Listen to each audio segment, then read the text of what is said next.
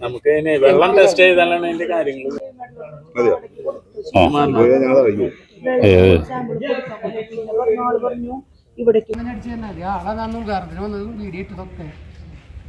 അന്നമനാട് പഞ്ചായത്ത് കൊച്ചി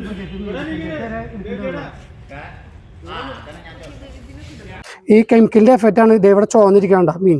പിന്നെ കണ്ണുള്ളി പോയിക്കും അതേപോലെ ഇവിടെ എഫക്റ്റ് കണ്ട മൊത്തം ചോന്നിരിക്കണേ, കണ്ണ് ഫുള്ളുള്ളി പോയിക്കാം.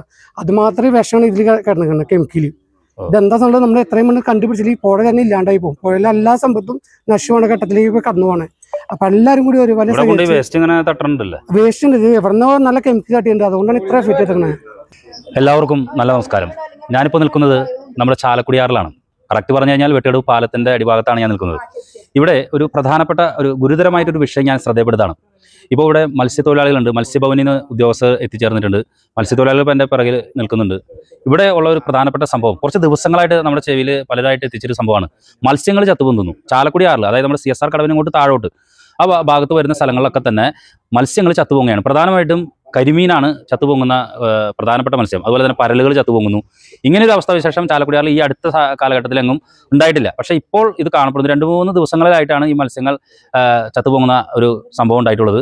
ചാലക്കുടിയാറിൻ്റെ ഒരു പ്രത്യേകത അറിയാലോ, ഇന്ത്യയിലെ ഏറ്റവും കൂടുതൽ വ്യത്യസ്ത ഇനം മത്സ്യ ഇനങ്ങൾ കാണപ്പെടുന്ന, ഇന്ത്യയിലെ ഏറ്റവും കൂടുതൽ വ്യത്യസ്ത ഇനം മത്സ്യ ഇനങ്ങൾ കാണപ്പെടുന്ന ഒരു നദിയാണ് ചാലക്കുടിയാറ്. ചാലക്കുടിയാറിൻ്റെ ആവാസ വ്യവസ്ഥ തകരുന്നത് തീർച്ചയായിട്ടും അത് മനുഷ്യരെയും ബാധിക്കുന്ന ഒരു വലിയ പ്രശ്നം തന്നെയാണ്.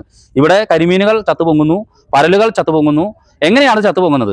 ഏതെങ്കിലും തരത്തിലുള്ള കെമിക്കലുകൾ ആരെങ്കിലും ഏതെങ്കിലും സ്ഥാപനങ്ങളോ സംഗതികളോ ഒക്കെ തന്നെ തള്ളുന്നുണ്ടോ?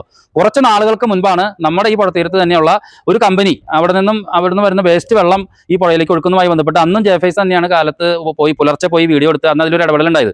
തീർച്ചയായിട്ടും ഇത് മത്സ്യത്തൊഴിലാളികൾ പറയുന്നത് കെമിക്കൽ വളരെ അധികം കെമിക്കൽ നമ്മുടെ പുഴയിലേക്ക് തള്ളുന്നുണ്ട്, അതുകൊണ്ടാണ് ഈ മത്സ്യങ്ങൾ ചത്തുപോകുന്നത് എന്നാണ്. ഇത് നമുക്ക് വാട്ടർ ക്വാളിറ്റി ഫസ്റ്റ് തന്നെ നമുക്ക് ഒറ്റ ഇതിൽ നമുക്കൊന്നും പറയാൻ പറ്റില്ല.